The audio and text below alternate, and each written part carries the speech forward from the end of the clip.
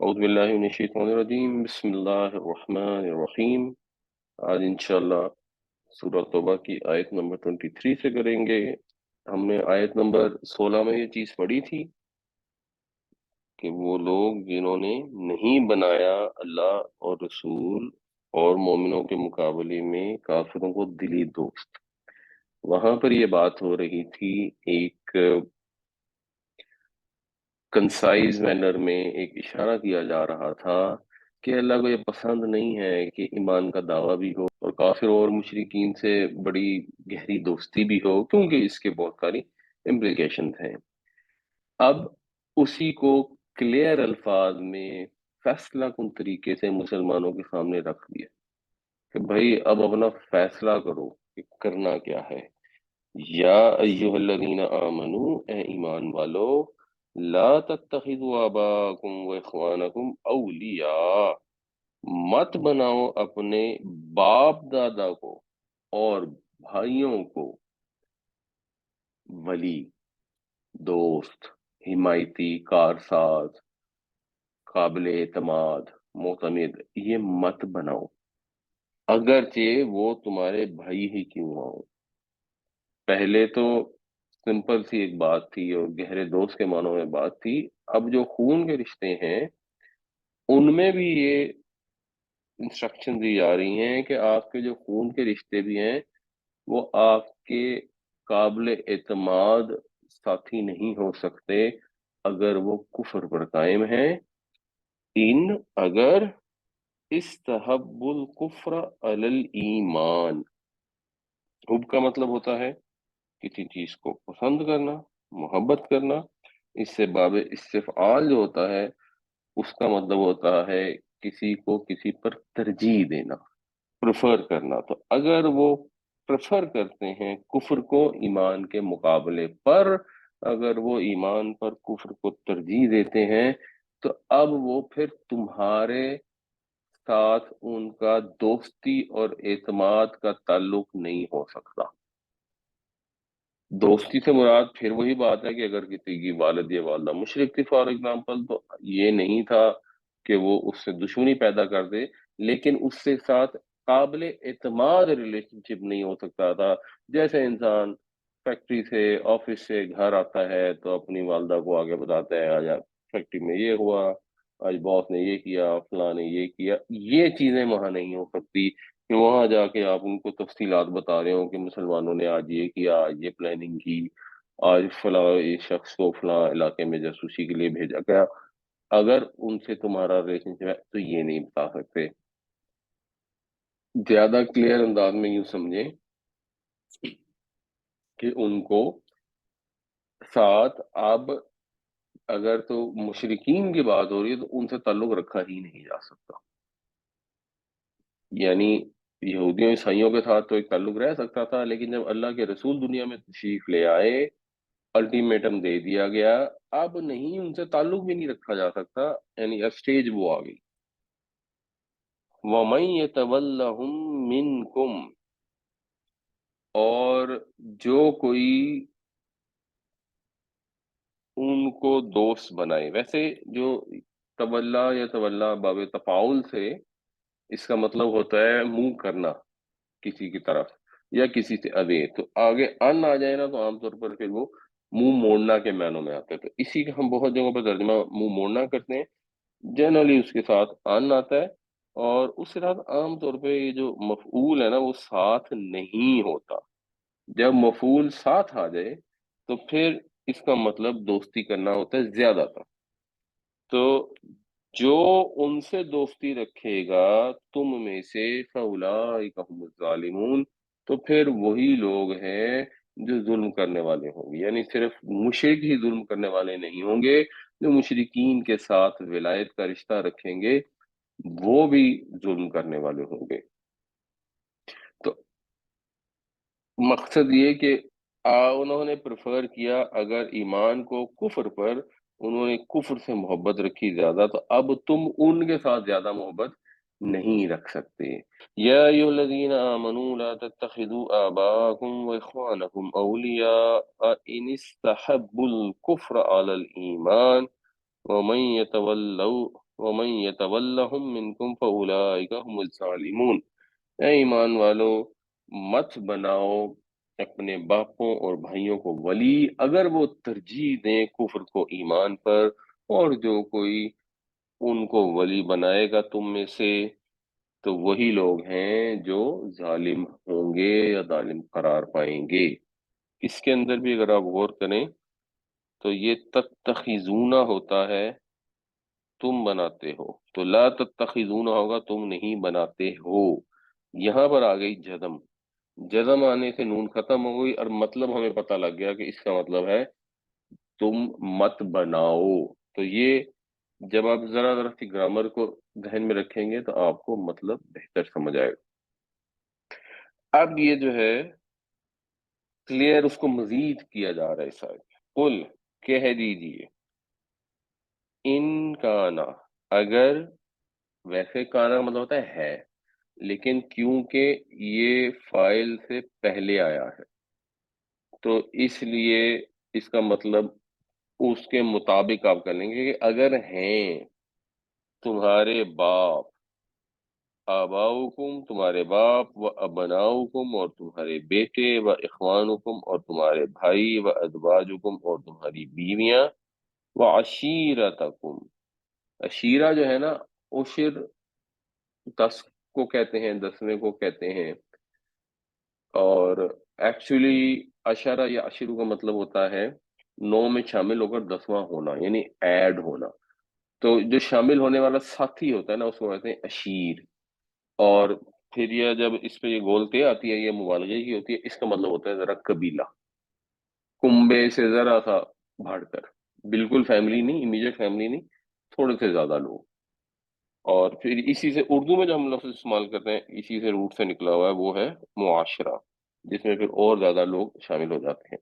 تو تمہارے خاندان، و اموال اور تمہارے مال۔ اچھا اب یہاں پر اگر آپ آگے دیکھیں تو آگے لکھا ہوا ہے اقترفتموہا، تو پہلے تو یہ سمجھنا چاہیے کہ اس کو پڑھیں گے کیسے، وہ اموال، لیکن اقترفتموہا کی الف جو ہے یہ تو پڑھی نہیں جائے گی کیونکہ یہ حمزہ وصلی ہے۔ اور عربی قرآن میں جب آپ دیکھیں گے، عربی قرآن میں جب آپ دیکھیں گے تو ایسے ہی لکھا ہوگا۔ اب آپ نے اس کو بریک کر کر پڑھنا ہے، وہ آپ کو سمجھ ہونی چاہیے کہ آپ اس کو صحیح کیسے پڑھیں گے۔ تو بریک کرنے کا مطلب ہے کہ آپ یہ جو اموال ہے، اموا اس اموال کو آپ لکھ لیں ایسے کر کے، اموالن۔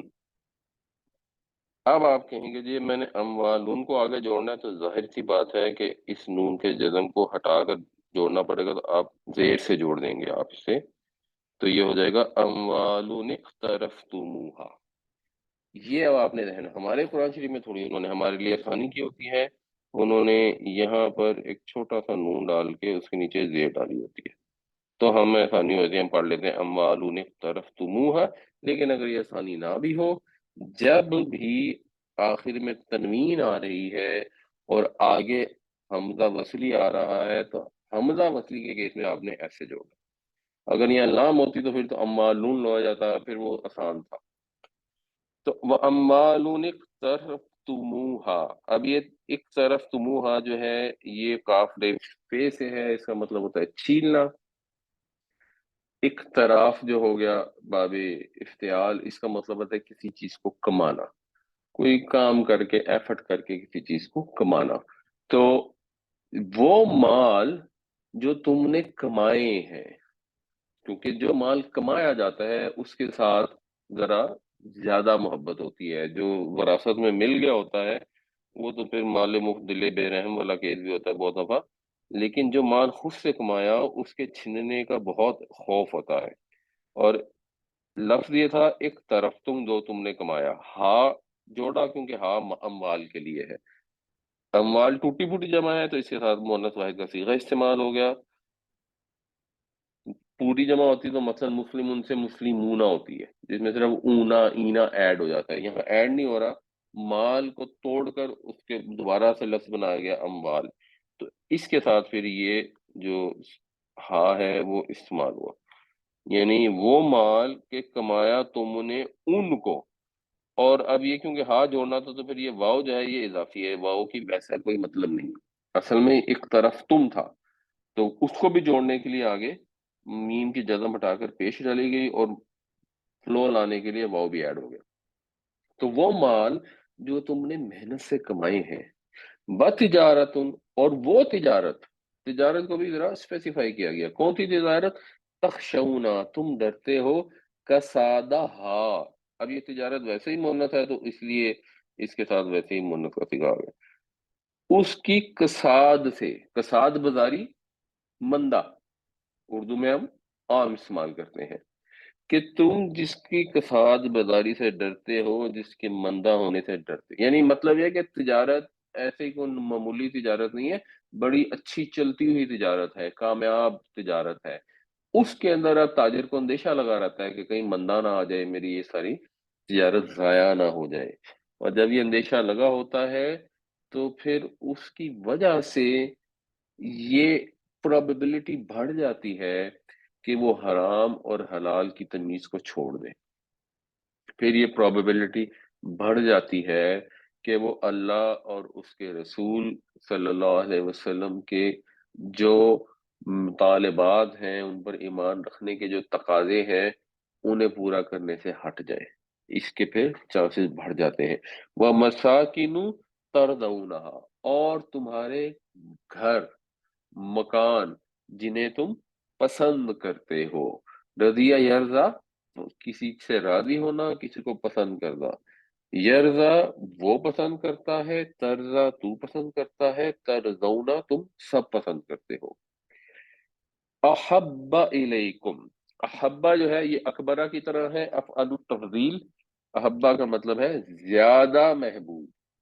تمہاری طرف، تمہارے نزدیک، تمہیں، اگر وہ تمہیں زیادہ عزیز ہیں، من اللہ و رسولہ، اللہ اور اس کے رسول کے مقابلے میں، و جہاد فی سبیلہ، اور اس کی راہ میں جہاد کے مقابلے میں، تو اللہ، رسول اور جہاد سے بڑھ کر اگر ہیں تمہیں یہ ساری چیزیں، تمہارے باپ، بھائی، بیٹے، بیویاں، قبیلہ، کمائے ہوئے مال، ایسی چلتی ہوئی تجارتیں جن کے مندے سے تمہیں خدشہ آتا ہو، خوف آتا ہو کہ مندہ نہ آ جائے، اور وہ گھر جن میں تم رہتے ہو، جنہیں تم پسند، اگر وہ تمہیں زیادہ پسند ہے، اگر وہ تمہیں زیادہ عزیز ہے، فتربصوا، تو پھر انتظار کرو، حتی یأتی اللہ بامری، یہاں تک کہ اللہ تعالی لے آئے اپنا فیصلہ۔ اب یہ یاتیہ بھی جو ہے، یہ بھی اگر آپ دیکھیں گے تو یہ نصب میں ہے، کیونکہ حتی نصب لیتا ہے۔ اچھا، دوسری چیز یہ ہے کہ یاتی کا مطلب ہوتا ہے آنا،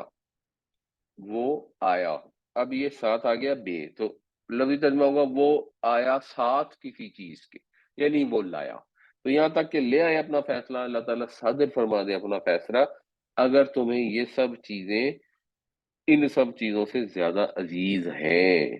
ان سے زیادہ عزیز ہونے کا مطلب کیا ہے؟ کیونکہ یہ سوال تو ہمیشہ کے لیے ہے کہ ہماری بھی تجارت ہے، ہمارے بھی باپ دادا ہیں، بھائی بہن ہیں، بیویاں ہیں، مال ہیں، قبیلے ہیں، گھر ہیں، ہمیں بھی ان کے چھننے سے، ان سے تعلقات خراب ہونے سے خوف پیدا ہوتا ہے۔ جب یہ حکم دیا جا رہا تھا کہ اب جو مشرکین ہیں ان کو یہاں رہنے کی اجازت نہیں ہے، ان سے جنگ ہوگی، تو ظاہر سی بات ہے، نیچرلی جو رشتہ دار ہیں ان کو تو پریشانی ہوگی نا، کہ اب ہم ان اپنے رشتہ داروں کے ساتھ ہمارا تعلق ختم ہو جائے گا، پھر جنگ ہوگی، ہو سکتے ہیں ہم جیتیں، ہو سکتے ہیں ہم ہاریں، جنگ کے لیے نکلنا پڑے گا، اپنے کاروبار چھوڑ کے جانے پڑیں گے، پھر جب جنگ ہوگی تو ہو سکتے ہیں ہم ماری جائیں، ہم قید ہو جائیں، ہم اپنے گھر بار سے جائیں، یہ سارے اندیشے پیدا ہوتے ہیں، تو انسان کے اندر یہ خواہش ہوتی ہے کہ اللہ تعالیٰ ایسا حکم نہ ہی دے، نبی کریم صلی اللہ علیہ وسلم ایسا مطالبہ نہ ہی کریں۔ تو جب صحابہ کو اگر یہ کہا جا رہا ہے کہ اگر تمہیں یہ چیزیں زیادہ عزیز ہیں اللہ رسول کے مقابلے میں اور جہاد کرنے کے مقابلے میں، تو پھر انتظار کرو، اللہ تعالیٰ اپنا فیصلہ، نہیں دھمکی دی جا رہی ہے نا۔ تو یہ چیز ہر انسان اپنی روزمرہ کی زندگی میں جانچ سکتا ہے کہ کسی بھی سچویشن میں جب دو متضاد مطالبے سامنے آئے، ایک مطالبہ ہو اللہ اور رسول کا اور دوسرا مطالبہ ہو کسی اور کا، کسی اور کی محبت کا، اپنی اولاد کا مطالبہ ہو، اپنے کاروبار کا مطالبہ ہو کہ کاروبار کرنا ہے تو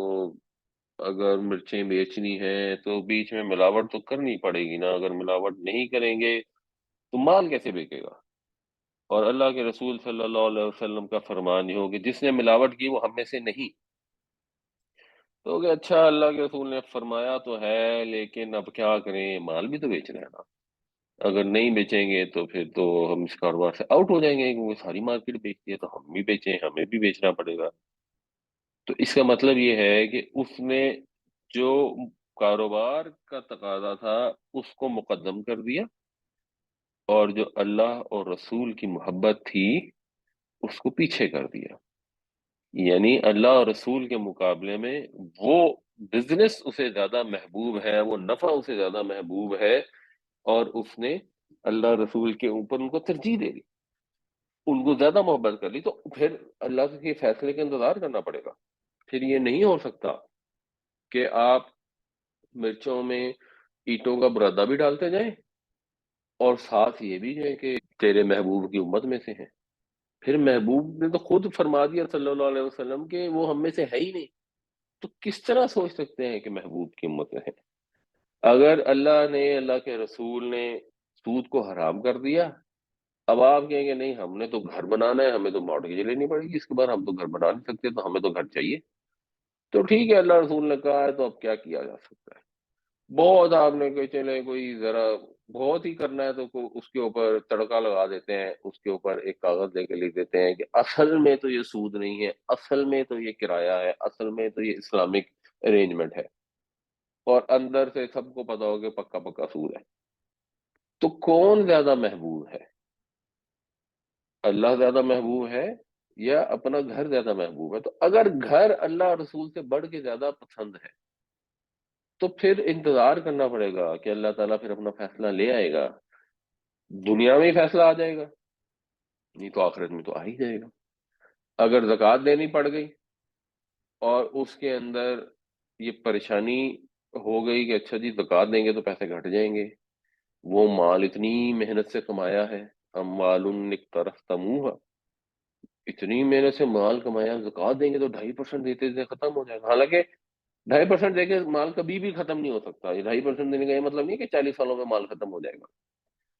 کیونکہ وہ ہر سال آپ کا نصاب بھی پھر کم ہوتا جائے گا، تو وہ 40 سال بعد بھی آپ کا شاید آدھا مال آپ کا بچا پڑا ہو۔ بٹ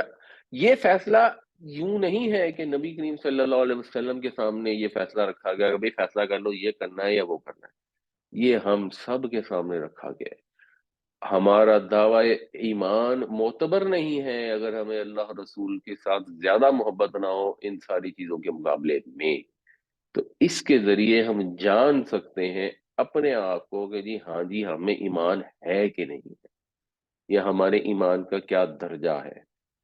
ہمیں اپنے رسول صلی اللہ علیہ وسلم سے جو محبت کا دعویٰ ہے وہ دعویٰ کس حد تک سچا ہے۔ بہت آسان ہے یہ، آپ کو رسول سے محبت ہوئی، موب اکٹھا ہوا، کسی پہ اوپر حملہ کر دیا، تو رسول نے تو اس کی اجازت ہی نہیں دی، جس چیز کی رسول صلی اللہ علیہ وسلم نے اجازت ہی نہیں دی اس کے اوپر محبت کا لفظ لگا کے آپ نے وہ کام کرنے شروع کر دیے، یہ تو دگنا جرم ہے۔ کسی کو ظلم کرنا تو ایک جرم ہو گیا، اوپر سے اس کی جسٹیفیکیشن لے رہے ہیں کہ ہم اپنے رسول کی محبت میں کر رہے ہیں، یہ تو اور زیادہ بڑا جرم ہے۔ اور یہ اگر آپ سمجھیں صحیح سے، جب لوگ ایسے کام کرتے ہیں تو ایکچولی یہ بلاسفیمی ہے، کیونکہ جب کوئی ایسا کام کرتا ہے اور جسٹیفائی کرتا ہے کہ جی مجھے تو میرے نبی نے حکم دیا ہے کہ جہاں ہو بس اس کے اوپر چڑھ کے اور اس کا پیٹ پھاڑ دو، تو پھر لوگ تو یہی سمجھیں گے نا کہ یہ سچ کہہ رہا ہے، واقعی ان کے رسول نے ان کو ایسی باتیں سکھائی ہیں کہ جہاں کوئی چیز پسند نہیں تو اگلے کا پیٹ پھاڑ دو، موب بن کر، یعنی حکومت کسی کے اوپر فیصلہ کرتی ہے، اس پر کیس چلاتی ہے، اس کو سزا دیتی ہے، انصاف کے تقاضے جو بھی پوری کر دو، جو ہمارا جو بھی قانون ہے، اس پر ہمارا قانون ہے کہ ہم نے کو سزا دینی ہے، تو ہمارے قانون میں یہ تو نہیں ہے کہ آپ خود ہی سزا دے دیں گے اٹھ کے؟ ایسا تو نہیں ہے ہمارے قانون میں کہ اگر چور کی سزا ہاتھ کاٹنا ہے تو آپ کے ملازم نے چوری کی تو آپ اس کا ہاتھ خود ہی کاٹ دیں گے؟ یہ تو کہیں میں بھی نہیں ہے۔ اور کوئی کاٹ دے اور کہے جی میں نے اس لیے اس کا ہاتھ کاٹا ہے کہ حکومت تو بے حس ہے، حکومت تو بے غیرت ہے، اس نے تو اسلامی سزائیں نافذ ہی نہیں کی ہوئی، میرے ملازم نے چوری کی، میں نے اس کا ہاتھ کاٹ دیا، اب مجھے کوئی سزا نہیں مل سکتی، اور اگر کسی نے مجھے سزا دی تو پھر تو میں غازی ہو جاؤں گا اور شہید ہو جاؤں گا۔ لوگ یہ سمجھیں گے کہ پھر ان کے رسول نے ان کو تو ایکچولی وہ حضور کی شان میں زیادہ گستاخی ہے مقابل اس کے، اگر کوئی غیر مسلم کوئی غلط بات کرتا ہے سمجھ، اس کو تو معلوم ہی نہیں، وہ تو جانتا ہی نہیں ہمارے نبی کو۔ ہم تو اپنے نبی کو جانتے ہیں اور پھر ان کے اوپر جھوٹ باندھ کر اور جھوٹی حدیثیں استعمال کر کے اگر کسی پر ظلم کرتے ہیں تو یہ اور ڈبل جرم ہے۔ تو جو بھی ہم زندگی میں روزانہ کی بنیاد پر جو کام کرتے ہیں اس کا انالیسس کرنا چاہیے کہ ہمیں اللہ رسول سے زیادہ محبت ہے یا اپنے مال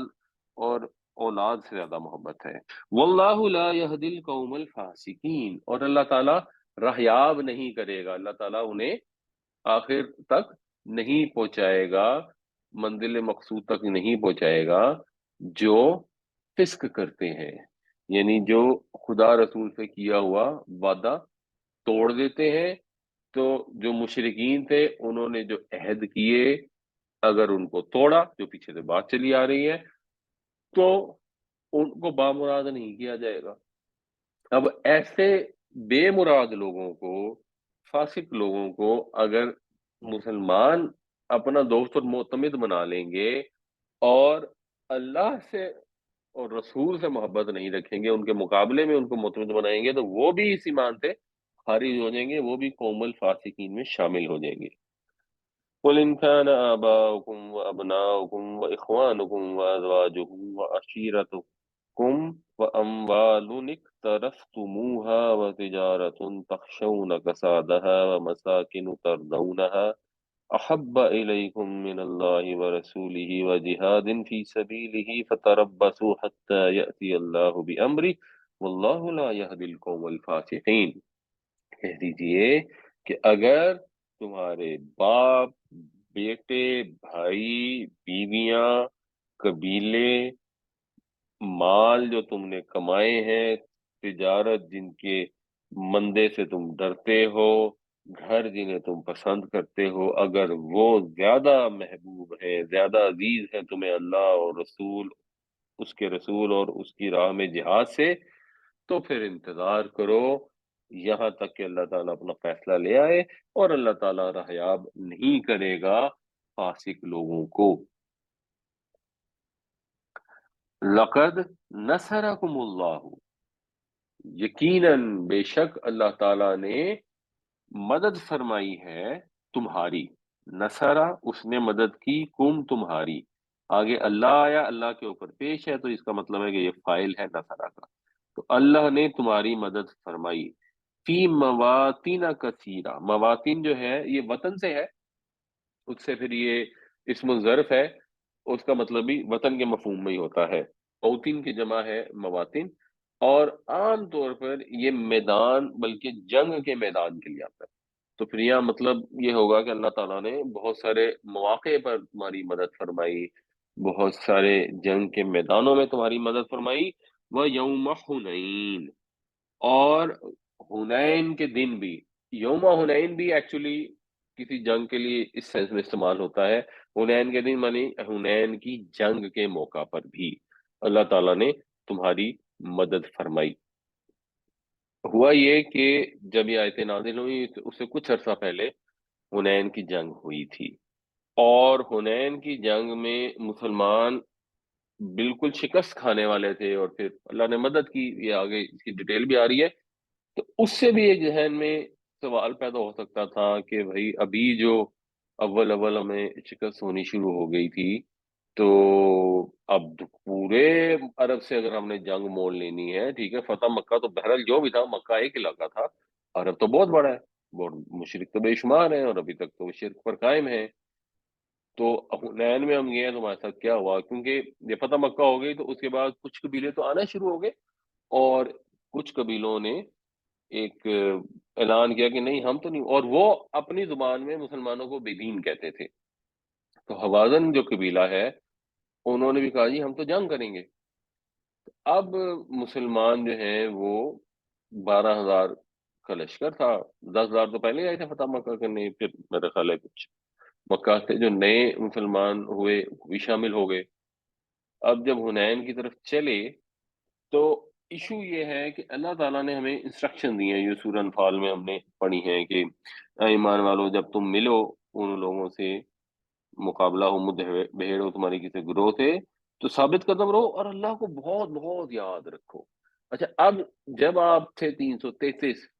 آپ لڑنے گئے تو ظاہر سی بات ہے اتنا مشکل معاملہ ہے تو اللہ کو بہت بہت یاد رکھیں گے. جب آپ ہو گئے 12,000، اگلے ہیں تھوڑے، تو ایک بے پرواہی انسان کے اندر پیدا ہو جاتی ہے. اور اس بے پرواہی پیدا ہونے کا فائدہ یہ ہوا کہ آئندہ کے زمانوں کے لیے یہ چیز کلیئر ہوگی. جیسے غزوہ احد میں جو مشکل پیش آئی، اس کی وجہ سے آگے کے لیے کئی ہمیشہ کی جو جنگیں ہونی تھیں ان کے لیے نصیحت ہوگی، اور اللہ تعالیٰ نے اس کو واضح کر دیا. جو اس سے اگلی آئی تھی واطی اللہ و رسولہ لا تنازعوا، کہ اللہ رسول کی اطاعت کرو، تو وہاں پہ انہوں نے امیر کا حکم نہیں مانا جو قائم مقام تھا رسول کے حکم کے. تو وہاں پر بھی ایسا ہوا کہ پھر ایک دفعہ عارضی طور پر شکست ہو گئی، اور غزوہ احد تو اس طرح کوئی کنکلوڈ نہیں ہوئی. تو وہاں نہیں ہوا تو اس کے کچھ نتائج نکلے. ادھر بھی یہی ہوا کہ تعداد ذرا زیادہ تھی تو اللہ تعالیٰ کی طرف ایک تو توجہ نہیں تھی. پھر اللہ تعالیٰ نے کیا حکم دیا، وَلَا تَكُونُوا كَالَّذِينَ خَرَجُوا مِن دِيَارِهِمْ بَطَرًا وَرِئَاءَ النَّاسِ. یہ جب گھر سے نکلو تو اتراتے ہوئے نہ نکلو، اور ان لوگوں کی طرح مت ہو جاؤ جو نمائش کرتے ہیں، یعنی جن کو یہ ہے کہ ہم بڑی تعداد میں ہیں. تو یہ چیز انسٹرکشن دی گئی تھی. جب 12,000 کی تعداد ہوگی، 333 میں تو انسٹرکشن سب کو سمجھ آ گئی، انہوں نے ہمت بھی کی، سارا کچھ ہوا. لیکن جب احد کے اندر بھی وہ نہ مان سکے حکم کسی وجہ سے، اور حنین کے اندر جب 12,000 کی تعداد تھی، تو ایک غرور تھا، ایک زوم تھا پیدا ہو گیا کہ جی اب تو ہم بہت ہیں. جب ہم تھوڑے تھے تو جیت گئے، تو آج ہمارے مقابلے میں کون ٹک سکتا ہے. یہ ایک کانفیڈنس ہوتا ہے، اور وہ کانفیڈنس اگر اوور کانفیڈنس میں کنورٹ ہو جائے تو پھر اس سے بے پرواہی ہو جاتی ہے، اور بے پرواہی ہو جاتی ہے تو پھر اللہ کی یاد، اللہ کی طرف توجہ نہیں رہتی، ڈسپلن نہیں رہتا، اور ایک نہ چاہتے ہوئے بھی شاید انکانشیسلی بھی ایک قسم کا جو فخر سا پیدا ہو جاتا ہے. ایک یعنی یوں سمجھ لیں کہ اسباب کے وافر ہونے سے انسان مسبب الاسباب کو بھول جاتا ہے.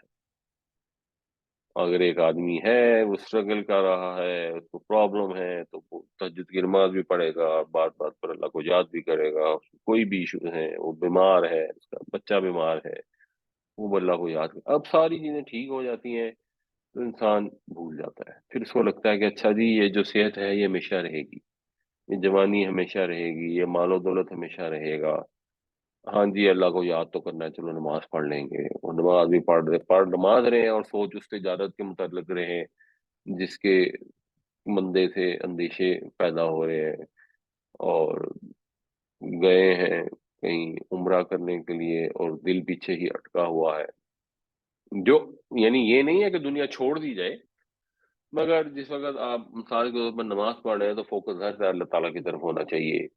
جب اللہ کے گھر گئے ہیں تو اس میں پھر آپ کو ٹائم کو ڈیوائڈ کرنا چاہیے کہ جو عبادت کے وقت میں ذرا عبادت پہ فوکس کر سکیں، بجائے اس کے کہ وہاں پہ بیٹھے فونے کرتے رہیں یا سیلفیاں کھینچ کھینچ کے بھیجتے رہیں. تو وہ جو اللہ کی یاد ہے اسباب بڑھنے سے کم ہو جاتی ہے. تو ہمیشہ یاد رکھنا چاہیے جتنے مرضی اسباب ہوں، اصل آخری فیصلہ تو مسبب الاسباب کا ہے.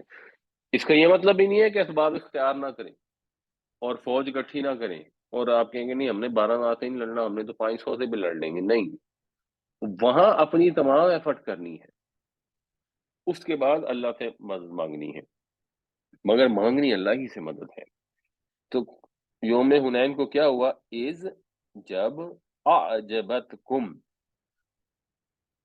عین جیم بے سے تو مطلب ہوتا ہے عجیب ہونا، لگنا، حیرت زدہ ہو جانا. تو اس کے بعد اس سے جو باب افعال ہوگا وہ ہوگا کسی کو حیرت میں ڈال دینا، یعنی دلکش لگنا۔ تو جب تمہیں دلکش لگ رہی تھی، جب تمہیں ایک قسم کا وہ غرور سا آ رہا تھا، کس چیز کا؟ کثرتکم، تمہاری کثرت، جو تمہاری کثرت تھی وہ تمہیں حیرت میں ڈال رہی تھی۔ یعنی کثرت جو ہے یہ پیش ہے تو یہ فائل ہے، تو یوں ہے کہ جو تمہاری کثرت ہے وہ تمہیں حیرت میں ڈال رہی تھی، تمہیں حیرت میں ڈال رہی تھی، تمہیں بھلی لگ رہی تھی، دلکش محسوس ہو رہی تھی، تمہیں اپنی کثرت پہ کانفیڈنس ہو رہا تھا ضرورت سے زیادہ۔ فلم تغنی عنکم، تو کچھ کام نہ آئی وہ تمہارے، یہ کیونکہ مونث ہے تو پھر تغنی تے جو ہے یہ مونث کا صیغہ استعمال ہوا، شیئن کچھ بھی، تو وہ کثرت تو تمہارے کچھ بھی کام نہیں آئی۔ وضاقت علیکم الارض، ذاقت تنگ ہو گئی، مذائقہ جیسے اردو میں استعمال ہوتا ہے، ذاقہ یذیقو تنگ ہونا، تو ذاقت مونث کا صیغہ ہے، تنگ ہو گئی تم پر زمین، بما رحبت، رحبت کا مطلب ایسے ہوتا ہے کشادہ ہونا۔ اب یہ ایک خوبصورتی ہے کہ وہ زمین جو بہت زیادہ کشادہ ہے، جو بہت وسیع ہے، وہ تم پر تنگ ہوگی، اپنی وسعتوں کے باوجود زمین تم پر تنگ ہوگی۔ کیونکہ جب وہ مسلمانوں نے حملہ کیا تو پیچھے قبیلہ حوازن والے جو تھے انہوں نے اپنی ساری صف بندی کی ہوئی تھی اور بڑے ترتیب سے کھڑے تھے، تو ذرا تھوڑا سا تنگ درا سا تھا، تو مسلمان جب اس میں داخل ہوئے تو انہوں نے ان پر تیروں کی بارش کر دی، اور ایک دم جب تیر برسنے شروع ہوئے تو لوگ جو ہے وہ تتر بتر ہو گئے، اور یہ سمجھ نہیں آ رہی تھی کہ جائیں کہاں۔ یہ جو چیز ہے نا کہ سمجھ نہیں آ رہی تھی کہ جائیں کہاں، یہ محاورے میں اللہ تعالیٰ نے کیسے وعدے فرمائی ہے کہ زمین اپنی وسعتوں کے باوجود تم پر تنگ ہو گئی۔ اور یہ وہی وسعت کا جو یہ لفظ ہے نا، اسی سے وہ لفظ استعمال ہوتا ہے مرحبا، اہلاً و سہلاً مرحبا، یعنی آئے ہمارے دل، ہمارے گھر آپ کے لیے وسیع ہیں، کھلے ہیں۔ تو جب تم پر تنگ ہو گئی، ثم ولیتم مدبرین، پھر تم پیٹ پھیر کر بھاگے، پھر تم میدان جنگ سے بھاگ کھڑے ہوئے۔ اور واقعات سے پتہ لگتا ہے کہ 12,000 کا لشکر تھا تو صرف 100 بندے میدان میں جمے رہے، وہ اگلی آیت میں آ رہے ہیں۔ لقد نصركم الله في مواطن كثيرة ويوم حنين إذ أعجبتكم كثرتكم فلم تغن عنكم شيئا وضاقت عليكم الأرض بما رحبت ثم وليتم مدبرين، بے شک اللہ تعالیٰ نے مدد فرمائی تمہاری بہت سے مواقعوں پر، اور حنین کے دن بھی،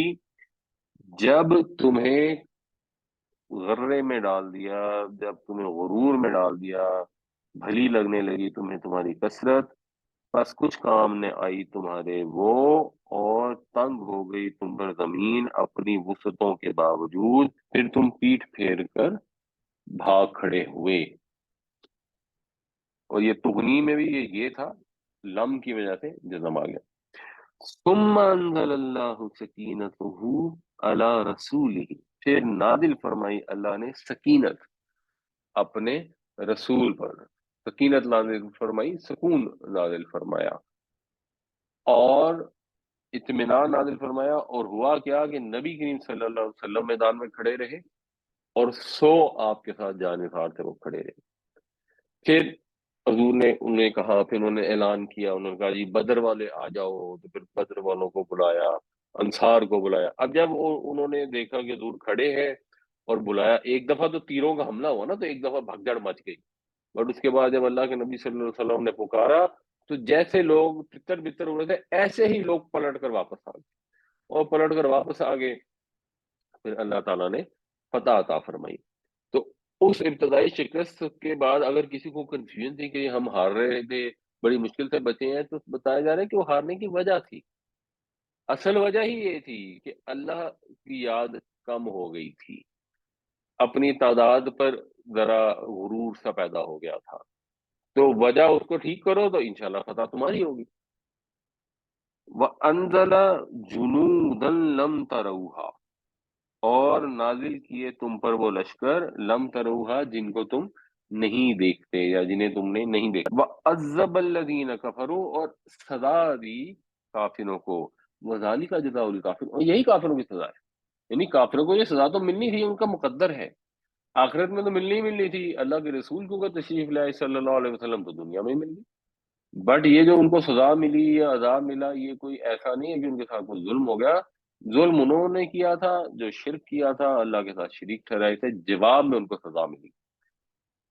ثم انزل الله سكينته على رسوله وعلى المؤمنين وانزل جنودا لم تروها وعذب الذين كفروا وذلك جزاء الكافرين۔ پھر اللہ نے نازل کی اپنی سکینت، اپنا اطمینان اپنے رسول پر اور مومنوں پر، اور نازل فرمائے لشکر جنہیں تم نہیں دیکھتے،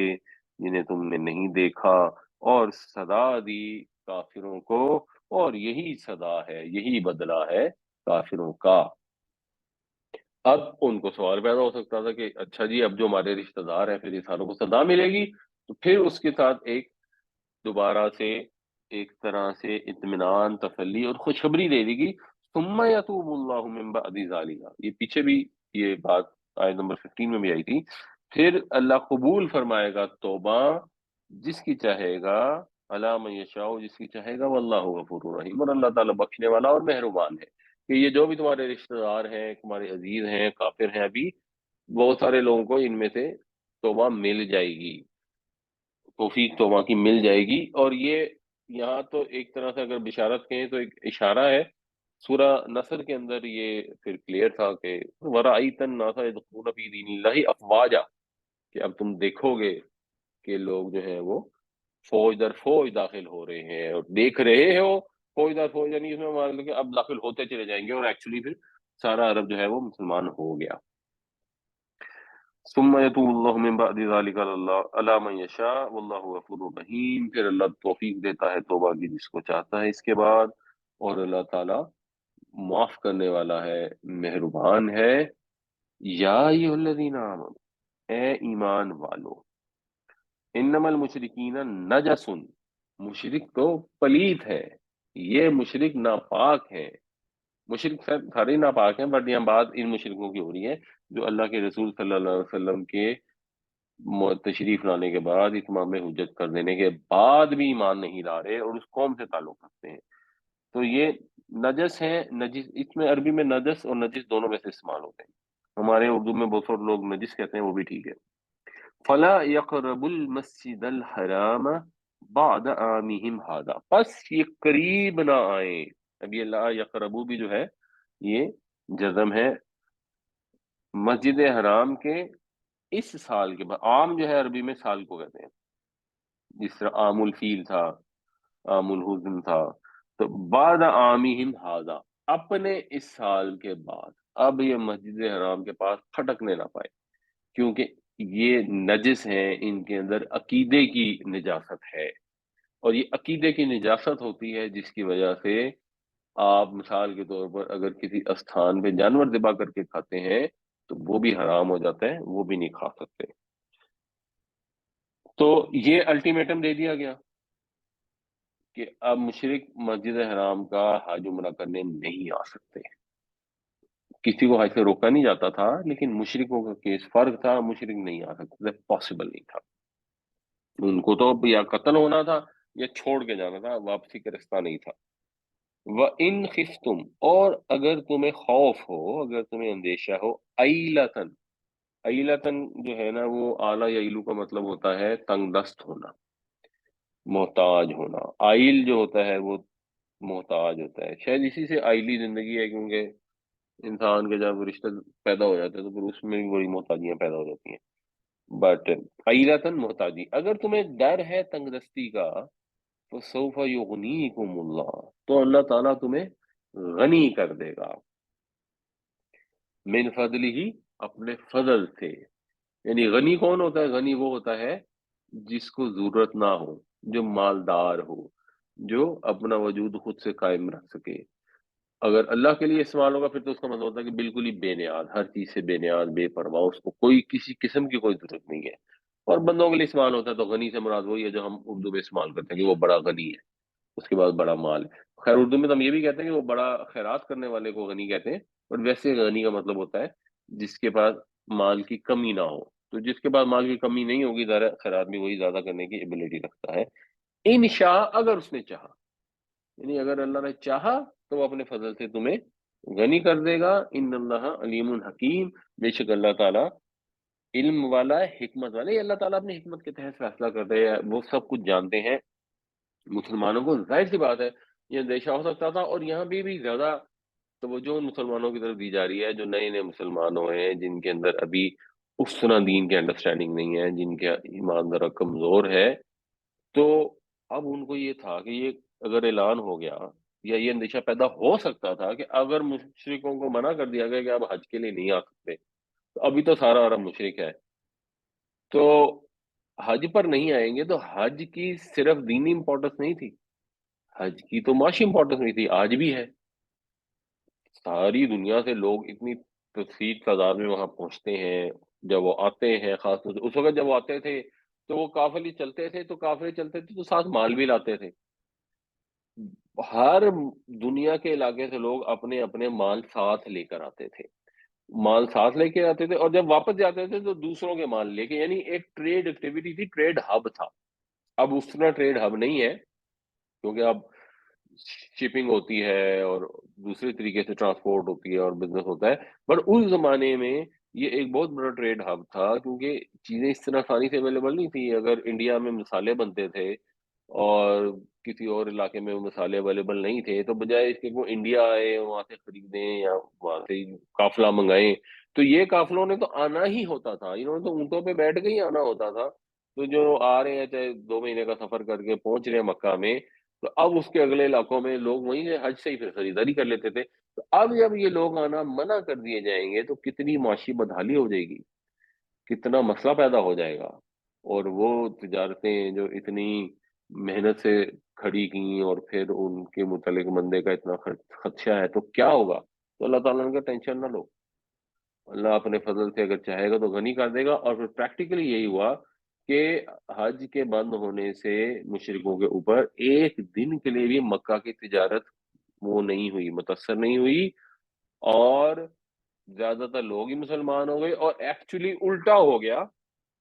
کہ مصر اور شام اور روم اور ایران، وہاں پہ بھی مسلمانوں کو فتح ہو گئی، اور وہاں سے خزانے اونٹوں پر لد لد کے آنے شروع ہو گئے. صرف مال ہی نہیں آیا، سونا چاندی آنا شروع ہو گیا. اور اللہ نے اپنے فضل سے مسلمانوں کو ایسا غنی کیا کہ مدینہ کی گلیوں میں لوگ زکوٰۃ کا مال لے کے پھرتے تھے اور کوئی لینے والا نہیں ہوتا تھا. اب یہ چیز اس وقت لوگوں کے لیے سمجھنا مشکل تھی کہ ایسا ہوگا، لیکن اللہ کو تو پتا تھا،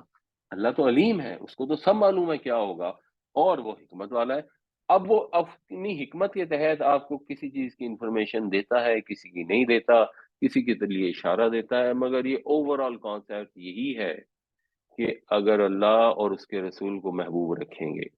اگر ان کے حکم مانیں گے، تو اللہ تعالیٰ کیوں آپ کے رزق میں کمی کرے گا؟ رزق تو اللہ نے دینا ہے، وہ بینک نے تو رزق نہیں دینا، ملاوٹ نے تو رزق نہیں دینا، رشوت نے تو رزق نہیں دینا، شیطان نے تو رزق نہیں دینا. رزق تو اللہ نے دینا ہے. رازق اگر اللہ اس کو رازق مانتے ہیں اور سوچتے ہیں کہ ایک شیطانی کام نہ کیا تو میرا رزق کم ہو جائے گا. ہاں، بظاہر آپ کو لگتا ہے کہ نہیں ایک آدمی رشوت لے کے کھا رہا ہے تو اس کو کیسے مل جائے گا رزق اگر اس نے رشوت نہ لی. ایک آدمی ہے، اس نے فیکٹری لگائی، اس نے بینک سے قرضہ لیا اور اتنی بڑی فیکٹری لگا لی، اب وہ دوسرا کیسے لگا لے گا اتنی بڑی فیکٹری اگر وہ بینک سے قرضہ ہی نہیں رہتا؟ یہ کیسے ممکن ہے؟ بظاہر آپ کو نظر نہیں آئے گا. اگر اللہ نے قرآن میں کہہ دیا کہ اللہ تعالیٰ سود کو تباہ کر دیتا ہے اور اللہ تعالیٰ صدقات کو فروغ دیتا ہے، انہیں بڑھوتری دیتا ہے. اللہ کی راہ میں خرچ کریں گے، صحیح صحیح زکوٰۃ ادا کریں گے، انفاق کریں گے، تو اللہ تعالیٰ بڑھائے گا. قیامت میں تو ڈیفینیٹلی بڑھائے گا، اکثر دنیا میں ہی بڑھا دے گا. کیوں بڑھا دے گا؟ کیونکہ اسی کے پاس تو سارے خزانے ہیں، اسی کے قبضے میں تو ساری چیزیں ہیں. بینکوں کے پاس تھوڑی خزانہ ہے جب بینک نے آپ کو دے دینا ہے اور آپ نے اس سے امیر ہو جانا ہے. بینکوں کا تو بس چلے گا، جو کچھ آپ کے پاس ہے وہ بھی لوٹ کھسوٹ کے آپ سے واپس لے جائیں، آپ کو نفع ہو یا نقصان ہو ان کی صحت پہ کوئی فرق نہیں پڑتا. تو یہ کانسیپٹ ہوا اور مسلمانوں نے پھر دیکھا.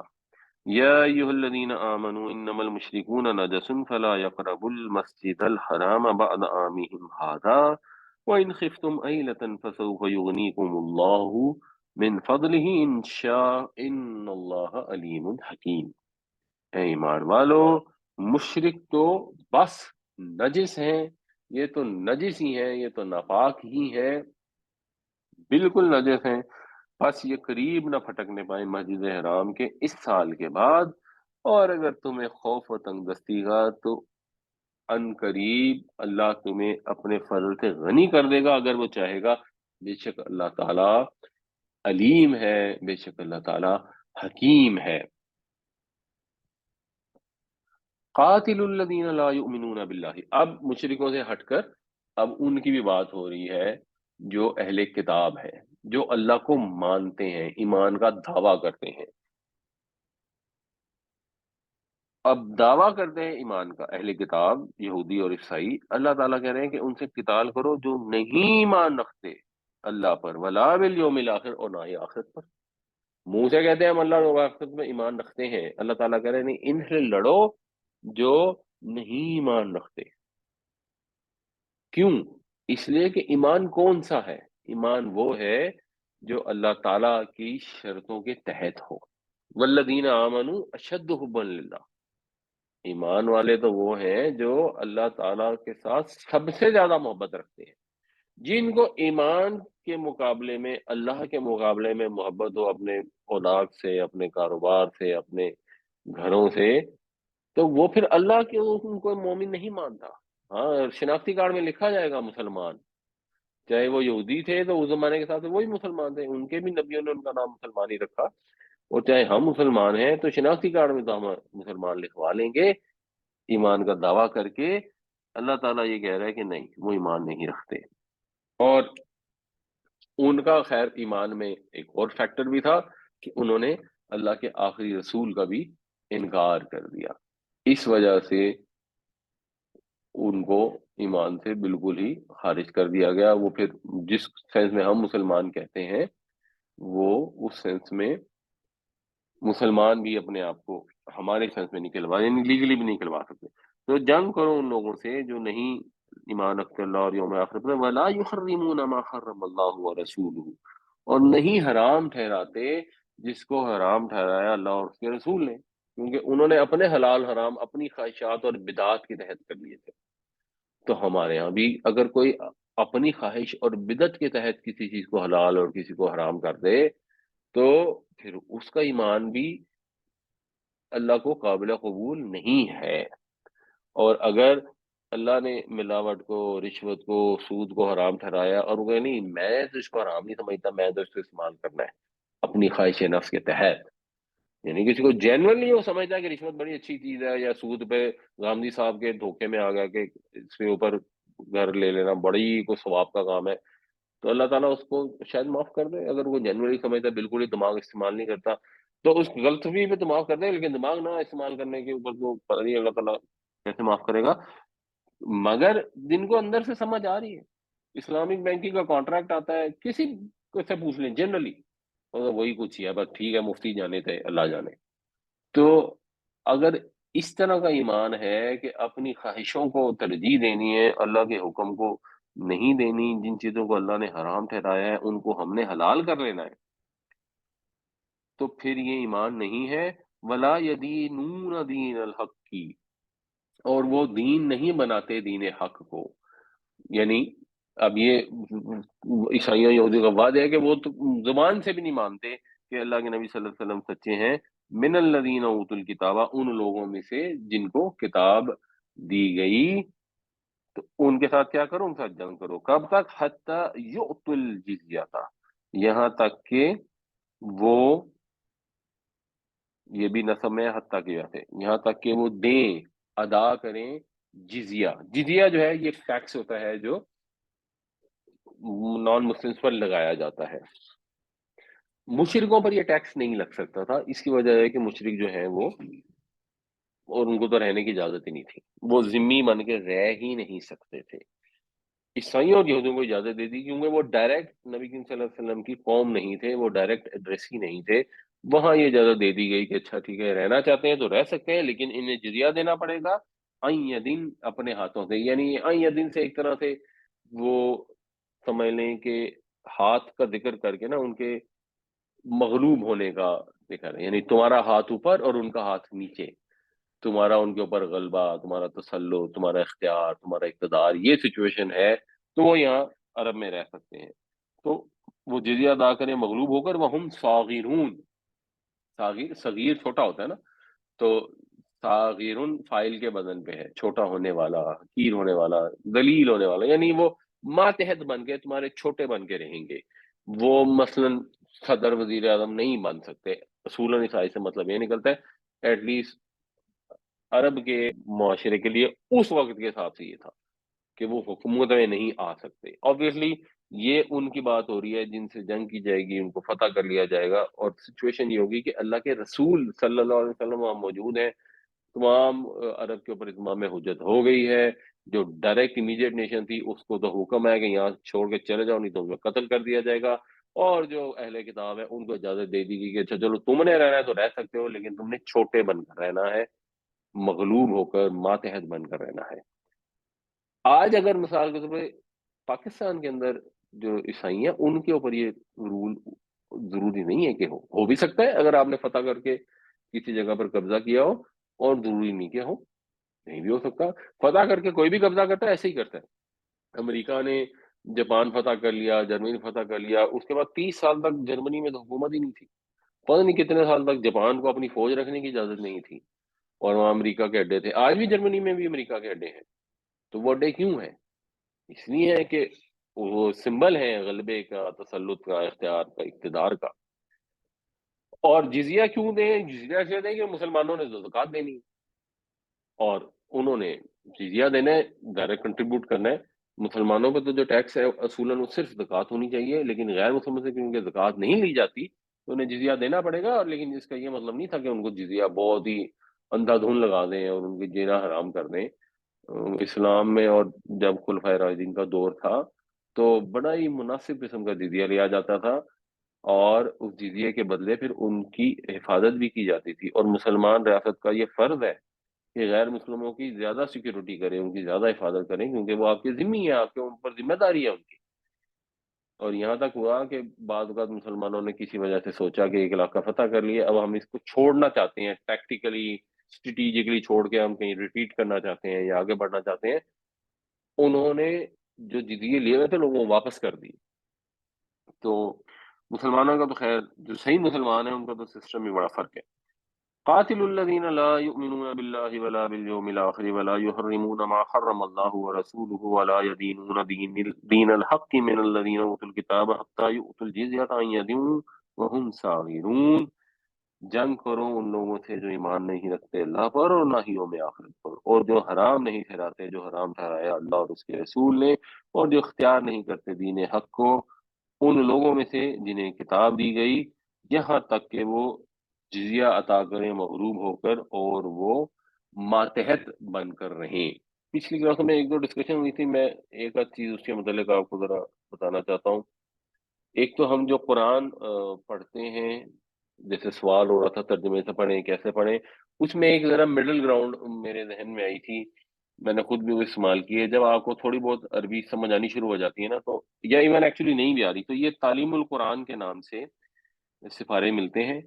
ان کی بڑی ریزنیبل سی پرائس بھی ہوتی ہے. اللہ تعالیٰ جزا دے صابر کنی صاحب کو، انہوں نے یہ ڈیزائن کیا اور کافی عرصے سے مل رہے ہیں، بہت سے لوگوں نے دیکھے ہوں گے. کئی لوگوں نے کھول کے نہ دیکھا ہوگا. میں تھوڑا سا وہ آپ کو بتا دوں کہ اگر آپ ان سپاروں کو دیکھیں گے تو انہوں نے بڑا اس کو آسان لکھا ہوا ہے، آیت لکھی ہوئی ہے موٹے فونٹ سے، اس کے بعد لفظ و لفظ ترجمہ لکھا ہوا ہے. لقد یقیناً، علموا انہیں پتا تھا، تمن جو بھی اشتراؤ خریدا اس نے اس کو. اچھا، اس کے بعد نیچے با محاورہ ترجمہ بھی لکھا ہوا ہے، اور وہ جانتے تھے کہ جو شخص ایسی چیزوں کا خریدار ہوگا. تو اگر فرض کریں کوئی نہیں بھی اس طرح پڑھنا چاہتا، ذرا اسپیڈ سے بھی پڑھنا چاہتا، تو اگر اس والے سے بارے سے پڑھے گا اس میں کیا ہوگا کہ وہ پڑھتا جائے گا، یہاں اس کو سمجھ آ رہی ہوگی، اس طرح پہ اس کو کنفیوژن ہوگی تو وہ کوئکلی اس کے نیچے دیکھ لے گا اس کا مطلب کیا ہے، اور آگے پھر پڑھنا شروع ہو جائے گا. تو اس کو اس طرح سے پڑھنا بہت آسان ہے. اگر کسی کو عربی نہیں آتی پھر وہ لفظ بے لفظ والا پڑھ لے، اس کے بعد با محاورہ پڑھ لے، اس سے بھی پڑھنا آسان ہو جاتا ہے. اور انہی سپاروں میں انہوں نے سائڈ پہ ایک ریزنیبل سی تفسیر بھی دی ہوئی ہے جو لاجیکل بھی ہے اور مختصر بھی ہے.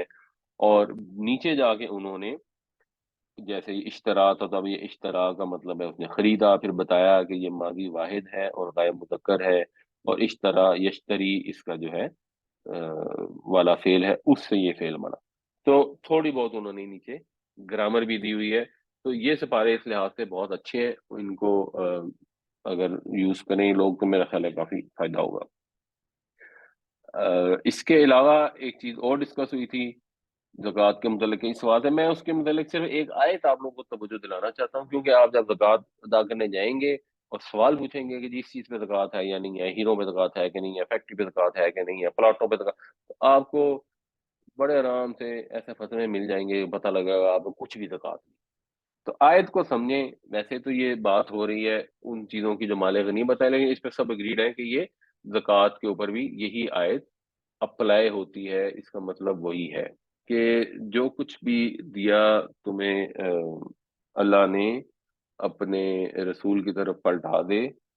جو بھی یہ بستیوں والوں سے، فَلِلَّهِ وَلِلرَّسُولِ وَلِذِي الْقُرْبَى وَالْيَتَامَى وَالْمَسَاكِينِ وَابْنِ السَّبِيلِ، تو وہ اللہ کے لیے، رسول کے لیے، قرابت داروں کے لیے، یتیموں کے لیے، مسکینوں کے لیے، مسافروں کے لیے۔ یہ زکوٰۃ کے بھی مصارف مور اور لیس یہی ہوتے ہیں، اس میں ذی القربہ اس طرح نہیں ہوتا انلیس کہ وہ مسکین اور فقیر کے اندر آگے اس کی وجہ بتائی جا رہی ہے۔ یہ جو وجہ ہے نا، یہ زکوٰۃ پہ بھی ہو بہو یہی وجہ استعمال ہوتی ہے، اپلائی ہوتی ہے، کئی تاکہ لا یکون، نہ وہ رہے، دولتن گردش کرتی، بین الاغنیاء منکم، تمہارے امیروں کے درمیان۔ یعنی یہ جو اللہ تعالی مال پلٹاتا ہے، یہ میرے خیال میں یہ ما فعلنا تھا، جو بھی مال اللہ تعالیٰ پلٹاتا ہے تمہارے پاس، یہ اس میں ان کا حق ہے۔ وہ حق کیوں ہے؟ وہ حق اس لیے ہے، زکوٰۃ جو انسان کے مال میں، اس کا مقصد یہ ہے کہ ایسا نہ ہو کہ وہ مال تمہارے امیروں میں ہی گردش کرتا رہے۔ اس کو ضرور ذہن میں رکھے کہ آپ کو جو بھی فتویٰ مل گیا کہ اچھا جی آپ کے پاس ہیرے ہیں، آپ ہیرے رکھ لیں، یعنی ہیروں میں بھی دونوں فتوے ہیں، کچھ لوگ کہیں گے کہ نہیں، ہیرا جو ہے اس پہ زکوٰۃ ہے، اگر آپ نے زیور میں لگایا ہوا تو زکوٰۃ نہیں ہے، ادروائز اگر آپ نے ویسے سیفٹی کے لیے دولت اکٹھی کرنے کے لیے رکھا ہو تو اس پر زکوٰۃ ہے۔ مگر اگر آپ ڈھونڈنے جائیں گے تو آپ کو فتویٰ مل جائے گا کہ ہیرے پہ تو کسی قسم کی زکوٰۃ نہیں ہے، تو ٹھیک ہے، آپ فتوے کو بھی ضرور ایویلویٹ کریں، سوچیں، لیکن یہ چیز ذہن میں رکھیں کہ یہ جو بھی آپ کو فتویٰ مل رہا ہے، کیا یہ فتوے کا نتیجہ کیا نکلے گا؟ کیا اس کے نتیجے میں مال گردش کرتا رہے گا امیروں کے درمیان یا نہیں کرتا رہے گا؟ اگر وہ گردش کرتا رہے گا تو پھر اس فتوے پہ عمل کرنے سے پہلے آپ کو بہت زیادہ سوچنے کی ضرورت ہے۔ زکوٰۃ بچانے سے انسان کو بڑی تسلی ملتی ہے، پیسے بچ جاتے ہیں، بڑی انسان کو مال سے محبت ہوتی ہے، مگر یہ چیز ذہن میں رکھنی چاہیے کہ اس کے پھر اگر وہ فتویٰ مولوی صاحب نے جس بھی سائنس میں دی ہے، آپ کو لاجیکل لگنا ضروری ہے اگر آپ نے اس کے اوپر عمل کرنا ہے۔ اللہ تعالیٰ ہمیں قرآن پڑھنے، سمجھنے، عمل کرنے، دوسروں تک پہنچانے کی توفیق عطا فرمائے، اور اللہ تعالیٰ ہماری آل اولاد کو بھی یہ توفیق عطا فرمائے کہ وہ ہمارے سامنے ایسے مطالبے نہ رکھیں جو اللہ اور رسول کی محبت کے سامنے ہمیں اس امتحان میں پیدا ڈال دیں کہ اب ہم کیا فیصلہ کریں۔ اللہ تعالیٰ آسانیاں عطا فرمائے، دنیا میں بھی آسانیاں عطا فرمائے اور آخرت میں بھی آسانیاں عطا فرمائے۔